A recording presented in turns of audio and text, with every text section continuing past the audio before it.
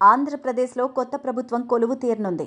చంద్రబాబు ఈరోజు 4వసారి ముఖ్యమంత్రిగా బాధ్యతలు చేపట్టబోతున్నారు. చంద్రబాబు తన క్యాబినెట్లోకి 24 మందిని తీసుకుంటున్నారు. ఒక స్థానాన్ని మాత్రం ఖాళీగా ఉంచారు. 24 మందిలో 3 జనసేన వారు కాగా ఒకరు బీజేపీకి చెందినవారు. మిగిలిన 20 మంది టీడీపీ తరపున గెలిచిన వారే. మొత్తం 24 మందిలో 17 మంది తొలిసారి మంత్రివర్గంలో చోటు దక్కించుకున్నారు.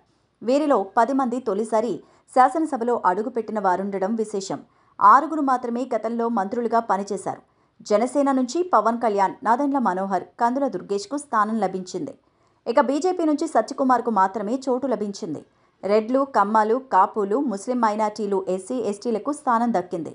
క్షత్రియ సామాజిక వర్గం నుంచి 7 గెలిచినా ఒక్కరికి చోటు దక్కలేదు. నారా లోకేష్, పవన్ కళ్యాణ్ సహా మరో 8 మంది తొలిసారి గెలిచిన ఎమ్మెల్యేలకు మంత్రివర్గంలో చోటు దక్కింది. తొలిసారి ఎమ్మెల్యేగా పోటీ చేసి గెలిచిన 8 మంది మంత్రివర్గంలో స్థానం సంపాదించుకున్నారు. వీరిలో మండిపల్లి రాంప్రసాద్ రెడ్డి, వాసంశెట్టి సుభాష్, టీజీ భరత్, ఎస్ సవిత, కందుల దుర్గేష్, సత్యకుమార్ యాదవ్, కొండపల్లి శ్రీనివాస్, గుమ్మడి సంధ్యారాణిలు ఉన్నారు.